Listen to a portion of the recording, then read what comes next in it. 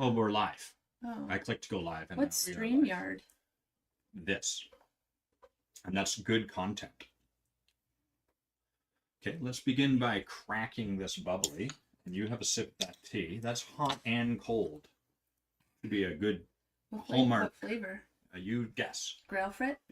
Mm-hmm. Pamplemousse. Pample that moose. That's what I always say. You've heard me say that tons of times. Okay, so we're live. I feel out of practice doing live together. It feels like we used to do these a lot. We now did it. Not. I enjoyed it, and other people enjoyed it, but I can't get you to do them with me normally. No, I suck shit, and that's the theme of this live. End it here, do you think? I feel like we said what we came to say. Okay, well, what is our theme? I'm going to open the door a little bit more. You were right to have it closed. What is our theme, Daisy? We are, we were talking to... Ow! That's the why the theme, but what the theme is... So many things happening. You left it open.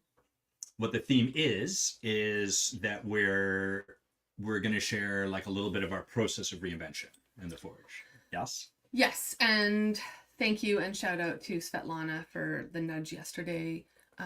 We were chatting and she was asking about where we were at, and I shared with her, and she was like, I really think people want to know, like, would enjoy hearing this from you guys, so bringing us in on the process. Yeah, it's interesting because we used to do this a lot more. Like when we ran our first intensive, we shared a lot about the process, but that was during an era in my memory where people watch lives more. There was less content, I guess, and thus you were more inclined to sit and watch. And so at least for me, it's sort of like, I just don't think to do that as much anymore. And frankly, it's harder to motivate myself to. Yeah, I mean, I don't even know if there was less. I'm sure there was less content, because I'm sure it's been exponentially growing. But I think part of it, for like when I look back, some of it was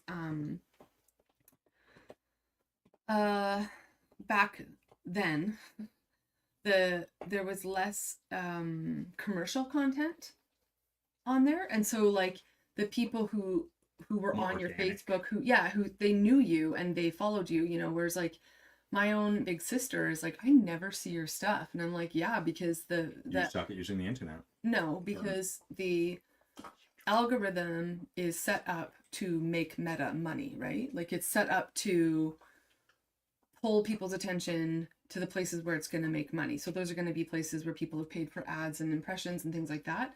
And so then, like the organic kind of connection, which is what was so great about these social media platforms originally, and is now kind of missing. Like it just doesn't work at all. And it's disheartening, I will say, because my Magic Mondays, I have so many people, which thank you to these people, are like, oh, I missed when you did Magic Mondays. And I'm like, well, when I do them, there's no one there. And it's, to your point, like no one watching, but there used to be people engaging and commenting, like you could have a conversation. And now you really kind of have to like just speak into the void, and it's not as engaging. Here's something to engage you throughout this live. I've got this copper pen right here. This brand of pen is Baron Fig. It's a little dull. It might not look that dull right now, but I'm gonna just be polishing it between my hands throughout, just off camera throughout this live. And then we'll show it to you at the end of this live. And that's going to be around. That's going to be a fun little reveal. So you're going to be like, wow, how could this get shinier? And you're going to be amazed. So this is a technique we're using. If you're not learning stuff already, I don't know what's going, you're not watching the right stuff. This is sowing interest. See, Bay's even excited to see it. That's the face of excitement and delight. Okay. So we're not going to go into what happened, why the Forge is prime for a reinvention. That's, if you aren't following our work really, then this isn't the video to catch you up on all of that. And if you are, you probably already know. Yeah. So we're going to move past but that. we can condense it into it was time for reinvention. Yeah. And reinvention not meaning like tuning or tweaking the knobs or like something like that, but like stopping it, spending this year really giving ourselves the space to not be leading a program, a year-long program with a retreat and with intensives on either side, bookending, all of that stuff, so that we could really take a look at what would serve us, what even is the vision. I guess I'm kind of getting into the work right now, but like to look at all of that stuff Mhm. in a time when it's not the most convenient to do that.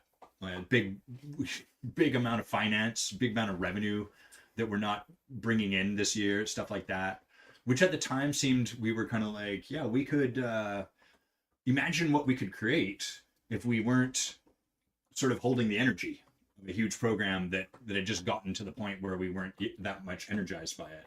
But now on this side of that decision, we're like, imagine if we had more money. I would, for me, I wouldn't say I wasn't that energized by it. I was just there were um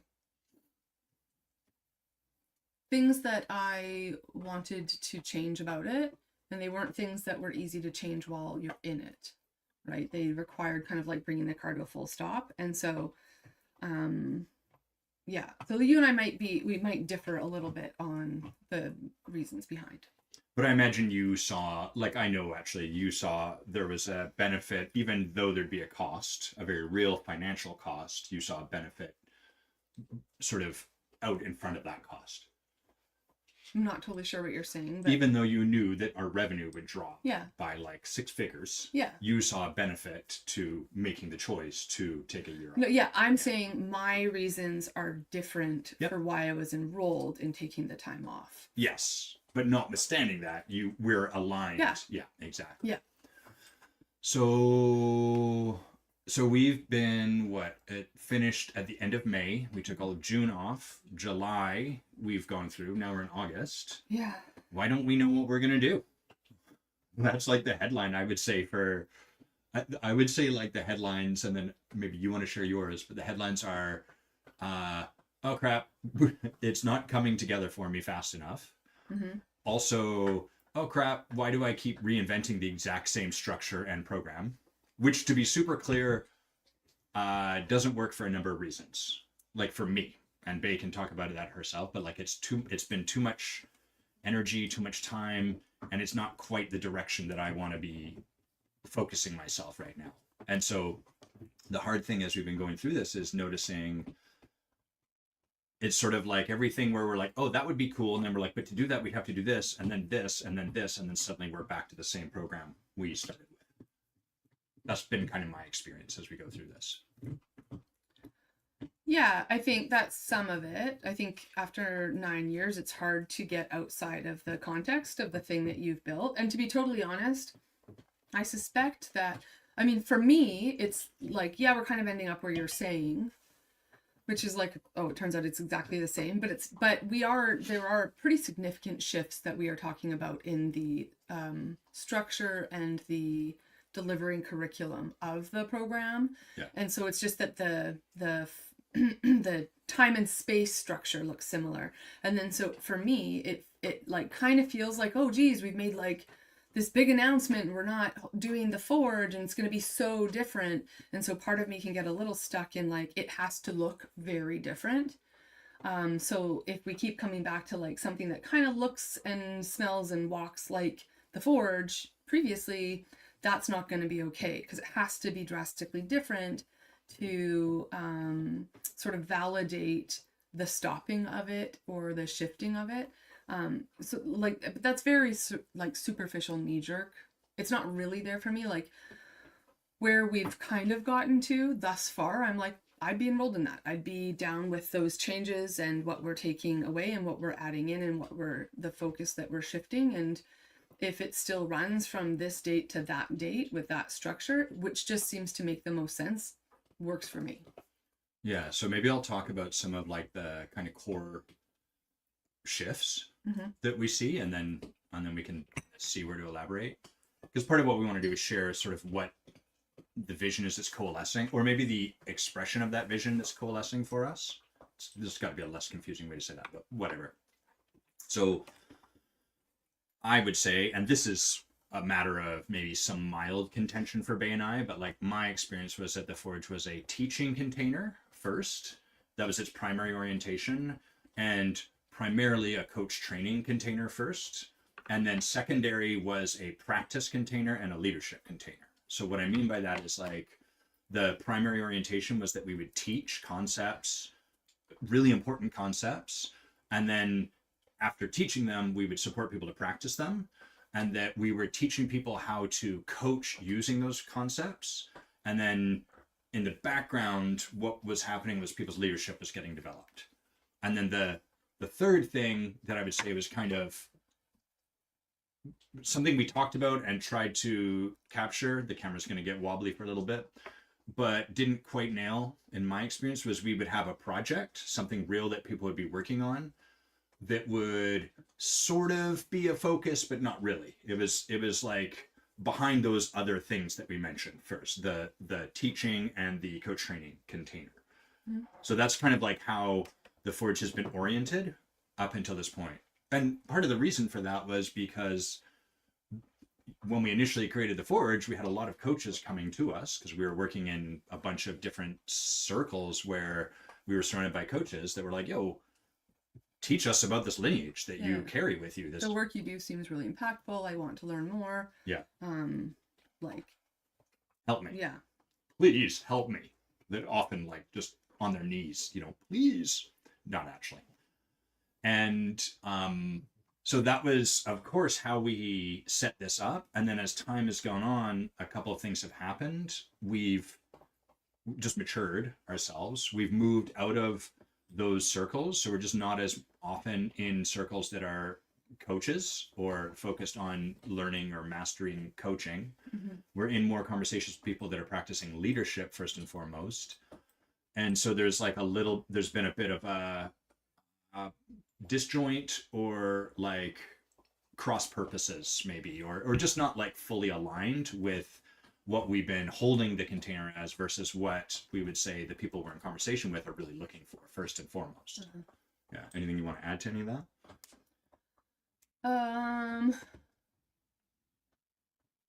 Well, I will say that like the Forge started very small with 4 people the first time.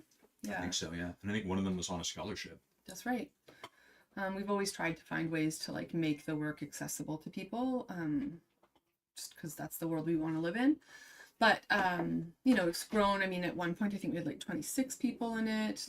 I think 24 was our 22 or somewhere there. I might be adding us. Yeah. But like and it's been like really great. And for most of that, the Forge has been one of the favorite things I've gotten to do. Like I really did enjoy it and found it very compelling. And then to your point, like whether it's like the way the world is shifting, whether it's, my own personal like growth and development, just as I even mature and grow older and like had some lifing pretty hard in the past few years. But yeah, so it's sort of, I have the very real memory of like this being so compelling and so fun and so enjoyable. And there's been a couple years where not like it's still been that, but there have been parts that I just more and more could no longer be like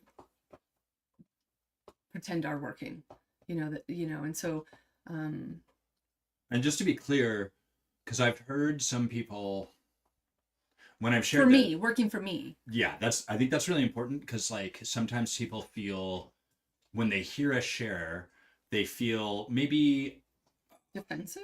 Well, I don't even want to label how they feel, but like to me, it occurs like a little bit defensive of their own growth and what they've taken from the container. We're not intending to take away from that at all. We're sharing our experience. But I would say, like the leadership team for us has been something that's been like,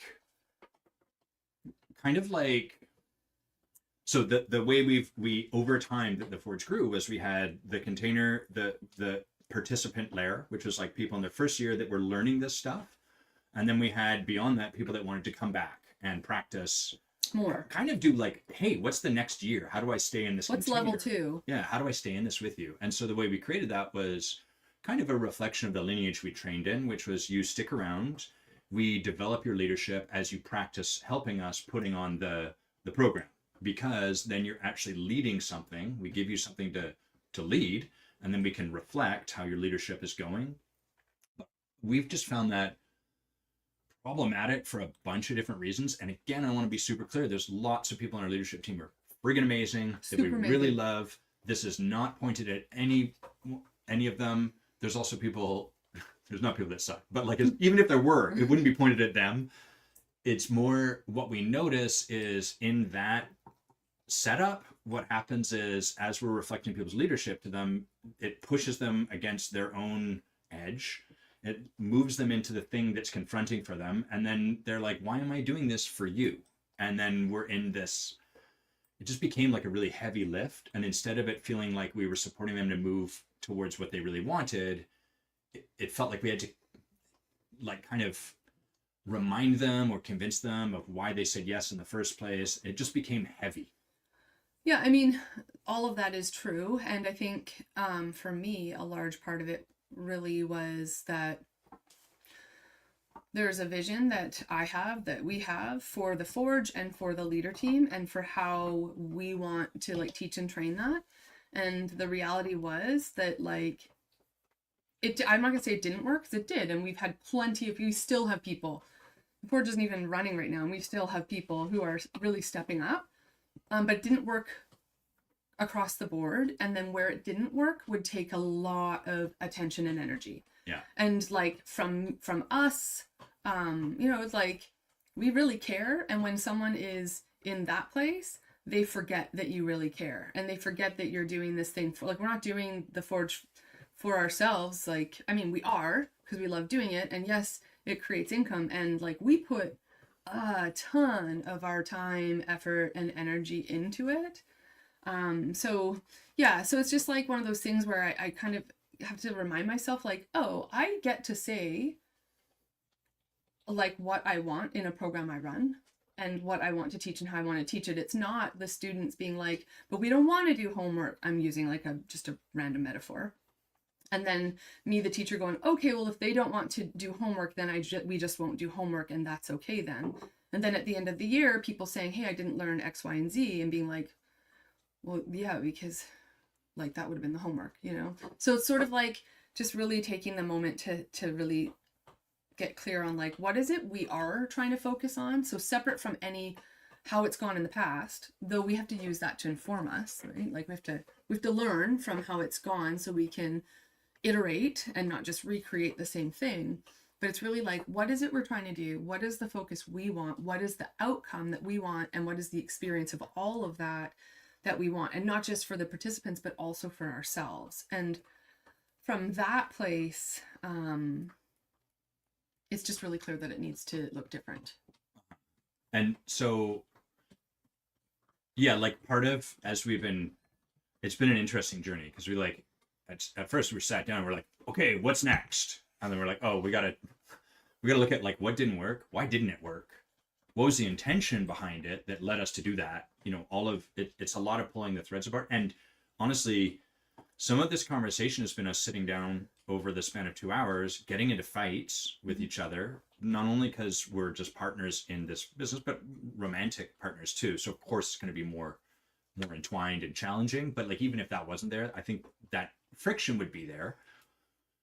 And then on top of that, having some times where we finish the 2 hours and we have to remind ourselves, you know what? Nothing happened, or at least that's how it feels. But we had to have X number of 2 hour sessions where we leave feeling like nothing happened, to sort of it's like when you're pulling apart a bunch of necklaces that are entwined and you spend like the first half hour and nothing is moving at all. But then the next half hour goes really quick. And then the final 5 minutes, you sort of tap them and they fall open and you're like, oh, it worked. You had to spend that first half hour. So but you have to like stop and like walk away from it a few times, because you're going to get frustrated and pull, and it's just going to tighten even worse, so you have to like get a little wiggle, and then you're like, I need to go touch grass or something. Yeah, we got to go for a walk. So there's been like a fair bit of that. And so that's how we've arrived here. I want to respond to what you had said. Okay. Yeah. So with regard, or finish this loop that I think opened, which is like with regards to the leader team, what we determined is like, oh, one, not like, this isn't to make ourselves wrong. I think awesome. I love the intention, but really the demand that I think is really there is less from people for what we were providing. The demand was more like, how do we stay in this container? How do we continue to do this work with you? Because once we leave this container, just like any container you've ever spent time in where it's powerful.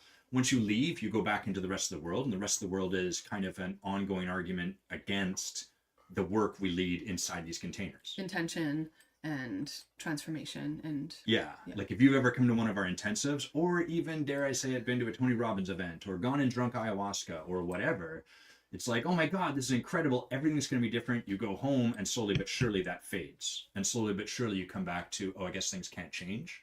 It's because we have to stay inside the container, which requires energy to create and energy to keep that sort of momentum going. And so people genuinely want to stay in the forge. But what we realized was, in a teaching container, the first problem is that, well, coming back for a second year, you're just learning the same material again. And so we were like, okay, we got to create something new. Well, let's have them lead that material. Mm-hmm. The problem there is... But people also wanted to practice doing that. Yep, which is fine. Yeah. They wanted to practice part of it. Sure, yeah, yes. That's the other trouble, is that in a leadership setting, here's how a genuine leadership conversation, meaning one where someone is standing for you to go past the point where you yourself stop in your own life. This is how that sounds. I totally want to overcome this in my life. Put me in the container, coach, that will help me do that. Awesome. Okay, here we go. At the start, first couple of months, this is friggin' awesome. I'm so stoked. I'm here. I'm loving this. Next couple of months, I don't really like that part, but I'm still empowered around here. Month 5, 6, I didn't sign up for this. Month 7 through 9, why am I here? And that's not slight on any human being at all, especially not the ones that have chosen in with us. That's the nature of being in a container like this. It's the nature of going to the gym and doing a workout. Like, you've got the inertia to overcome to get out the door and go, and then you get there and it's kind of like, oh, maybe I won't do legs day today, or like, and then partway through you're like, this is really hard and no one's making me do it and I could just leave. Yeah. Like this is the nature of doing anything where you are intending to grow stronger or develop yourself or your muscles. Like, it's normal. Yeah. There's an added quirk, because with the gym, it's clear how lift the weights, get the muscles. Sure. Whereas in this work, it's often the lifting of the weights is kind of saying yes to something in the face of the part of you that comes up with a really good argument for why this actually isn't going to help you. It's like, it's even one layer deeper. But in any event, so what we realized as we started to look at this is, like, first of all, the leadership team is expensive for us energetically. It's a lot to hold that level of compassion and care for people and rigor as they're pushing against it and unable to see innocently what's alive. Yeah.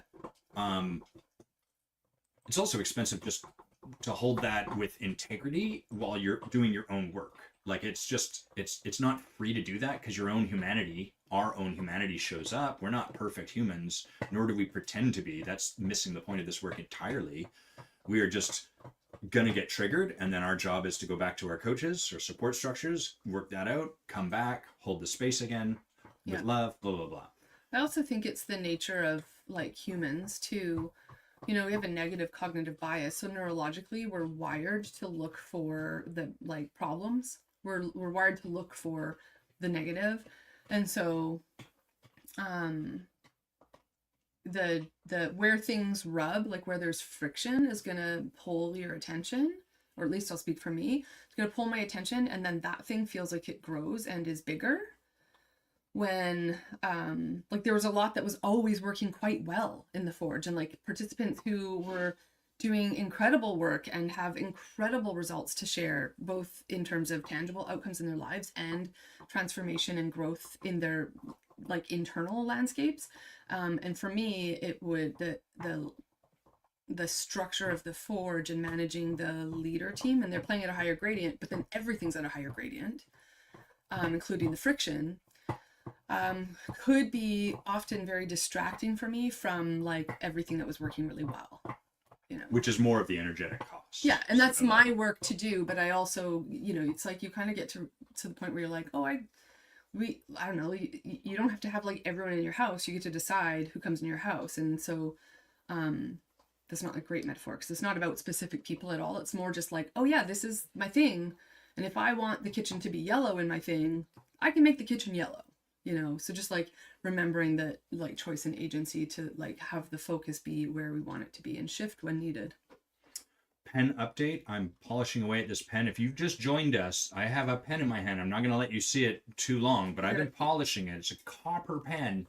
It started a little dull, and by the end of this episode, we're going to reveal just how shiny it's become. So that's just a fun reason to watch all the way through to the end of this video. This is the sort of stuff that other live shows don't have the courage or the temerity to reveal and to hold the pose for. So that's something to be excited about. Okay, so it's gotten clear to us, like, we like the idea of having people stick around in this container, but like the idea of them leading it and staying, like, one of the things that happens in the structure that we had was a lot of people would come through and they're like, yeah, it's cool, but I've already learned, like, they'd have their number 80% or 90%, and we would assert there's always more you can learn down this path. You can learn about how you're being, but like on the surface, it's sort of like, I've already been through this once, and now I'm kind of witnessing it, and so it just didn't really. People fell out of their enrollment. Not everybody, I would say. No. And I'm not saying everybody, but like generally.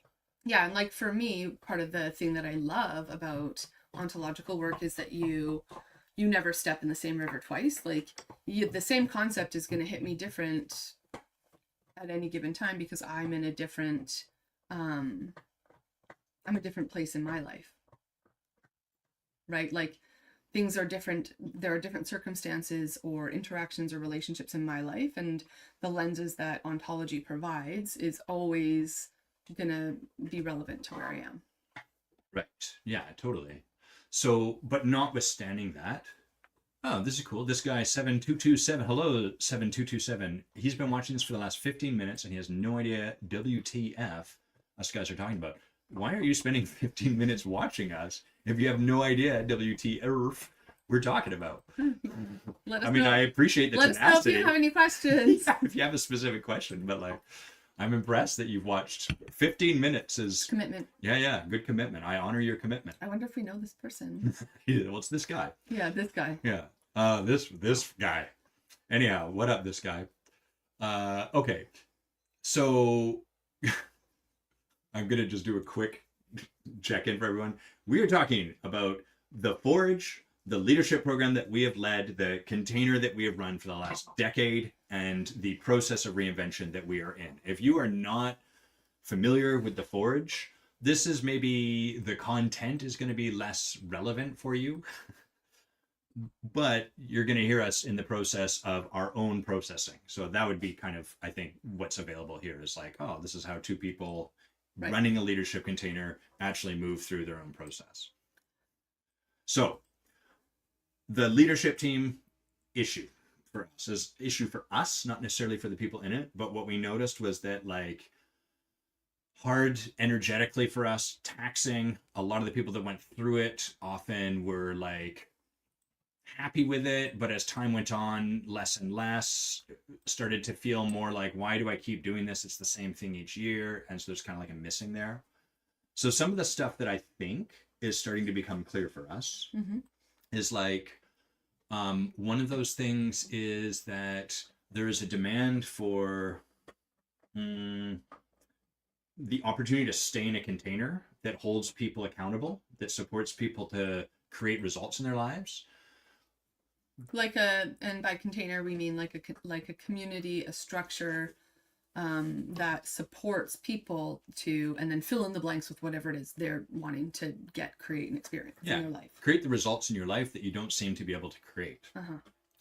And the real shift that we see is away from like teaching concepts first as a primary orientation, and then supporting you, whoever is in the container, to coach other people using those concepts, and more instead to support people to create what it is that they want to create or are asked to create in their lives, and use that as the primary orientation of the container. So you come into this program meets you where you are, it gets clear with you on what you want to create, and then it supports you to create that stuff.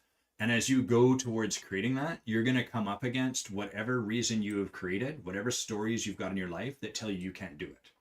And that's what we use as the friction to have you create a transformational experience in your lives. So we're kind of getting clear on that. And then from that place, what starts to become available a little bit more is perhaps like just an alumni group. So people that want to stick around, people that want to do that more or want to like stay in the container, it becomes much more available because the container is less about teaching you something, which has less value the more times you go through it in theory. And instead it becomes about like, great, you want to come back for next year? What is it that you're going to create in your life? And the good news is that every time you aim to create something in your life that you are not yet able to create, you know, that elusive thing, I want a romantic relationship where I get to be myself and I love the other person for being themselves. I want a job that makes me more money than ever before and allows me to work less than ever before. I want to feel a sense of peace while at the same time I feel a sense of like creating what's next for me. Every time you go after something like that, it's going to force a transformation in you. Otherwise, you'd already have it. That we can guarantee. And so that's kind of the ultimate shift that we're setting about. That be about accurate? Yeah, I mean, Adam and I aren't 100% true on the same page about all of it. Like, so I'm going to always say, I don't think that the value of the teachings or concepts is lessened every time you learn it. Because like I said, it applies to where you are in your life, and it'll usually occur very differently than like even the year before. That's the kind of the beauty of the work. You're not learning 2 + 2 = 4. You're learning how you get in your way. But what I would agree with is that if that's your mindset, you're like, oh, I've learned this before. That's right there already part of the issue in terms of someone applying it. So if someone's like, I've already learned this lesson, or the curriculum's not interesting to me that tells me they've learned it, but they're not applying it. And like from that lens, then that's accurate. Then it is going to be boring. You're going to have diminishing returns every time you learn about it. But none of this stuff is meant to be learned about as an intellectual exercise. It's meant to be learned and then employed in your life as you go into relationships, or you go into a new project, or have new responsibilities, or have new goals and desires that you're reaching towards. So I think that is one of the things for me that is like important to state.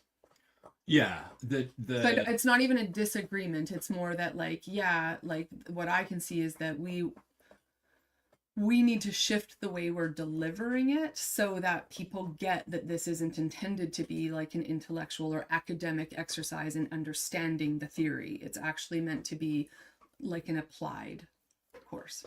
Yeah, excuse me, the way I kind of hold it is like, even though, let's say we didn't change anything and we teach for a year each time, we teach these concepts, there's the opportunity for people to learn stuff, but it's asking that they kind of dig down and like create a compelling frame in which to engage with the material. Right. And what we're kind of seeking to do, I think it would be fair to say, is like move the dots closer together for them so they don't have to do that as much. Yeah. Just make it easier for them. Because we did ask all of the participants to, hello, Rocky. We ask all the participants to create a project at the beginning of the year and then follow it through. But like literally all people in the Forge or otherwise are gonna like roller coaster in terms of their relationship to any kind of project or goal that they're moving towards. So that's just sort of like the natural relationship to it anyway. And if then it occurs that the focus is on teaching, and conceptual learning, it's really easy to ignore your project. Yeah. Can I draw out the arc of that?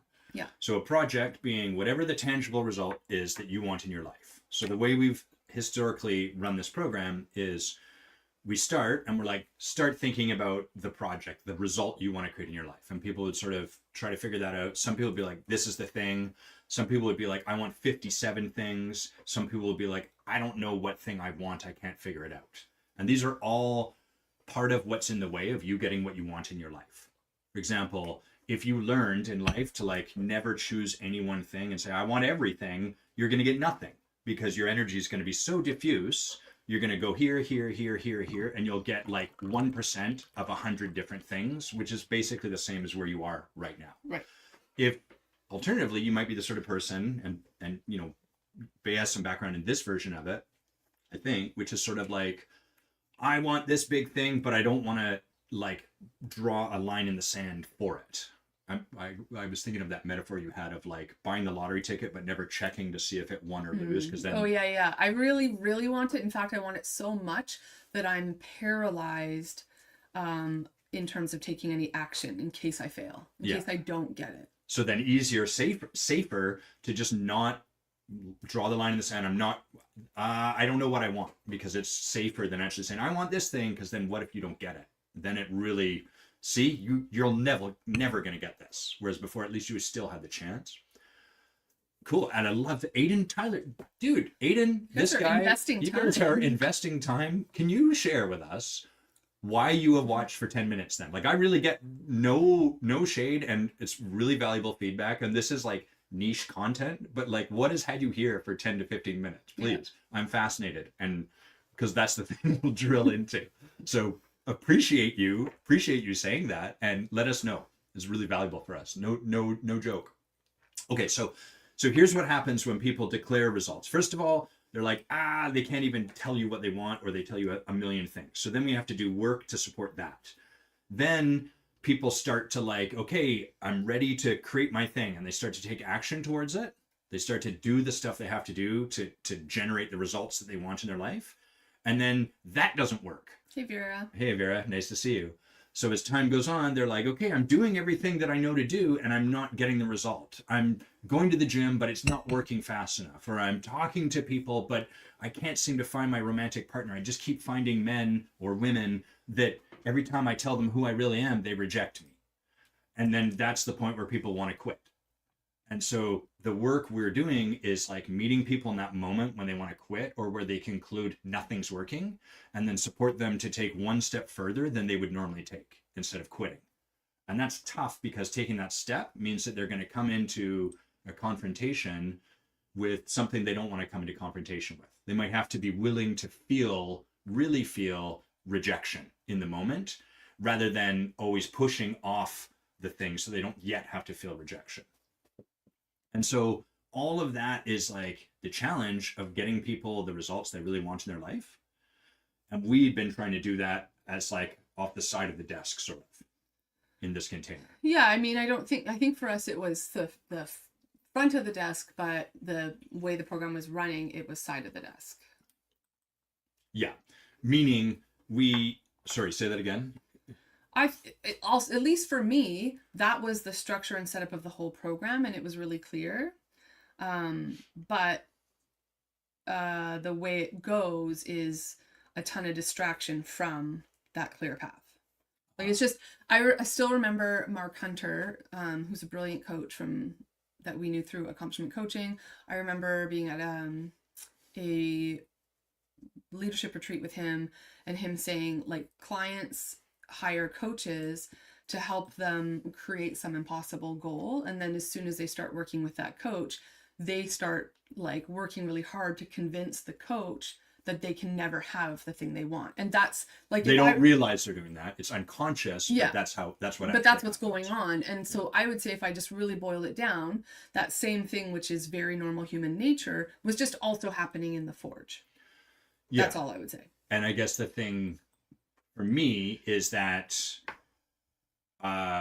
projects were a little more of like the way the program was oriented and structured. The projects and the results someone was creating was kind of an afterthought, or a secondary or a tertiary, second or third thing that was checked in. The first thing was like, we're going to teach the concepts, then we're going to coach you a little bit, and as we're coaching you, bring your project. And so one of the big shifts that we're kind of circling around, that's coming to life for us as we're reinventing this container, is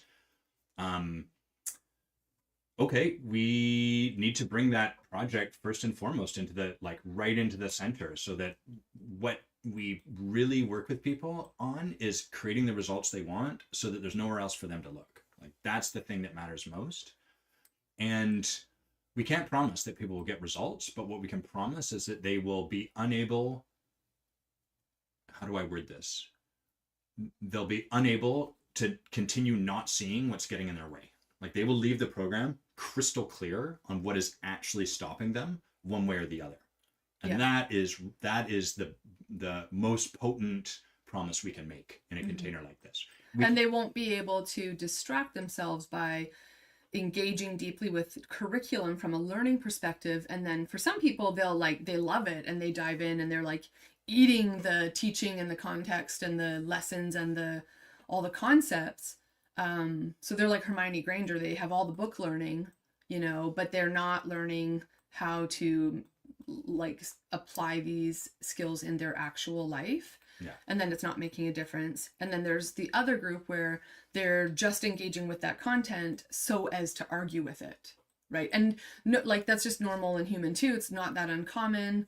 But it's both of those cases are like a very kind of clever strategy to keep you occupied and distracted over here with this intellectual pursuit, and not over here where we go, okay, if I'm going to build a staircase, I need to cut some wood, right? So they're just over there thinking about wood and what even is wood, and is it ethical to cut down a tree to get wood to make a staircase? And it's like, that's like you're still can't get to that door, there's no stairs.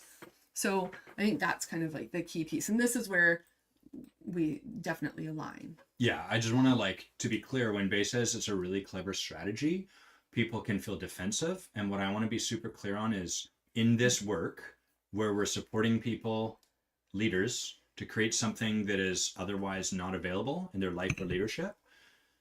Anytime we talk about a strategy, it's all unconscious. Subconscious. Yeah. So all of the stuff that's in the way of you creating stuff beyond what you're already reliable to create.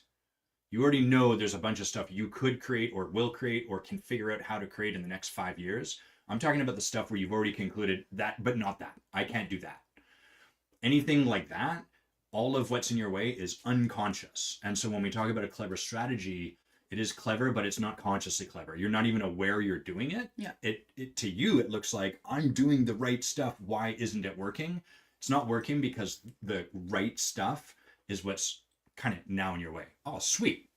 Aiden Tyler giving us a response. Curiosity. I've seen you come up on my feed for a while, and I've seen your account before. You've been uploading for ages and still have 3 viewers. So I was thinking, what were you guys saying? Well, now you know why we have 3 viewers, is because we're talking about, I want to really be fair and I want to honor that. Like, thank you, Aiden. I really appreciate you sharing that. And like what we're talking about here is really for our community of people that have practiced with us. We've had some requests to share this. So yeah. So we're leaving all the context out. We're not giving you any. So like makes total sense. And what I would suggest is like most of our videos, especially my videos, are not this. Most of them are where I'm taking a thread of leadership and like laying it out. And I totally get. You thought we were AI? That's hilarious. I love it. I'm gonna take that as a compliment. Well, I mean, it's a channel that has like 3 viewers, right? And has been posting content for ages. I love it. Cool. Well, sometimes I am AI. Hey, Amy Cleveland Greenfell, long time. Okay, so back to this. Like, we have not that long. So yes, we should cover what we need to cover. Yeah, so we start to wind this down. So like, here's the shift that we can see. We don't yet know exactly how this looks, but it's one, the orientation is away from teaching concepts. It doesn't mean we don't teach concepts, but it means that's not the primary thing we're doing. The primary thing we're doing is helping people create the results they want to create. And in the background, when they come up against something, that's when we start to share, like, here is what's happening. Here's what's actually subconsciously getting in your way. Coach to that concept as it appears, as opposed to teaching it. And then seeing if it shows up. Yeah. So that's, Vera knows that we're not AI, but she's had the gift of being with us. That's true. And we've had the gift of being with her. In any event, so that's the first shift. The second is that allows the container to hold space for people that want to work with us ongoingly at a lower level than one-on-one work and want to be in a community and a container of people that like get to do this work, move stuff forward in their lives, create results. Third it opens the door for us to continue doing retreats and stuff like that. Yeah. And we're really clear that which is where we can really dive in more deeply to like in person just allows more intimacy and more vulnerability, and then that's where we can really dive more deeply into some of that like more, what would we call that, well, those things, more intimacy, more vulnerability, transformation, leadership. Yeah. And the last thing I'll share about our process right now, again, the structure, like how we actually deliver this isn't clear yet, but the direction of it is becoming clear, and then we can backfill from there. But the other thing that's super clear to us is in-person work is so powerful and fun and cool. And so we crave it. Yeah, and so, the button on this is like right before we got to the point where we realized, okay, we're taking a break and blah blah blah. We ran an intensive here in Victoria. We had 36 people in the room, I think, which is the biggest amount of people we've ever had in a room, and it was incredible. The energy was electric. So much was happening. It was so cool to have people from all different like areas of life, of practice, like lawyers, entrepreneurs, thought leaders, politicians, you name it, all in this room doing this sort of work. So the other thing we don't have figured out is, what does our in-person offerings look like? We're clear kind of on like the direction the Forge is roughly going to go. We're not yet clear how that lines up with in-person offerings as well as like retreats. And then the last thing we're not yet clear on is a pilot program. Yeah, so we're gonna sort of like test it out and see who wants. I mean, ideally, well, I don't know. I was gonna say ideally it would be people who like have experience with the Forge, because it'd be helpful to get their feedback, because they would have something to compare it to. I don't know if that's true or not. We'd have to see how many people we want in the pilot, but probably the pilot would be like a shorter like practice run, like rehearsal run of the program. And I know you're saying like we don't know what the structure is going to look like, and that is true, but I do think like fair to say that in a lot of the conversation we have, it kind of keeps coming back around to the structure that it currently is, like when we start, when we finish, and when roughly the events are, the in-person events, actually works really well and might still be the best structure. And I'll share that for me, part of what can feel challenging is like I feel like I'm having deja vu, whether I've said this on this session or if I just said this yesterday with Svetlana, but that like, because we've stopped the train, and that feels like almost dramatic, that it's like it has to look totally different. And it, at least to me, it's feeling a little bit like the outward structure of the building of the Forge may not look so different. We are definitely, you mentioned this but we are definitely looking at streamlining some of the things. The Forge just, I mean, we've heard endlessly that it offers generous and huge value, like more than any other program people have attended, but that's, that's everybody's time, so we're looking at streamlining certain parts of it. But I suspect ultimately the program will shift inside of the container, because the container works really well, and the shape of the container works really well. That's where I stand on it. It's lovely to see you, Joan. A long time since A-Fest in Portugal. I can't believe how long it's been. And then Aiden, is this a real life I'm gonna wind us down. Well, let me just, Joan, it is lovely to see you. And I also just found out the other day that the next A-Fest is also in Portugal and in Porto. So I think we should go, because I should see if I can go to one without breaking my foot. But anyway.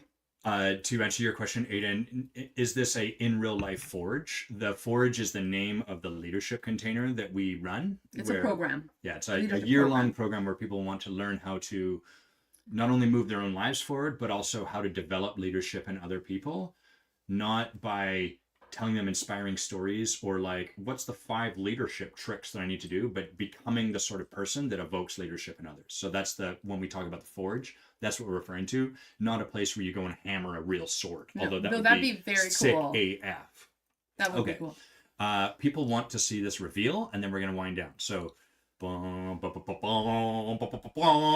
how shiny this is. Oh my goodness, it's gleaming. Yes, you can go back to the start of this video and you probably would have thought there's no way that pen can get that shiny, and yet it can, just by one man rubbing his pen for a 49-minute and 35 Not a second metaphor. video. He was literally just rubbing. This is why Aiden and this guy were watching this for 15 Maybe. minutes. They're like, I can't wait to see this pen, and here it is. Okay.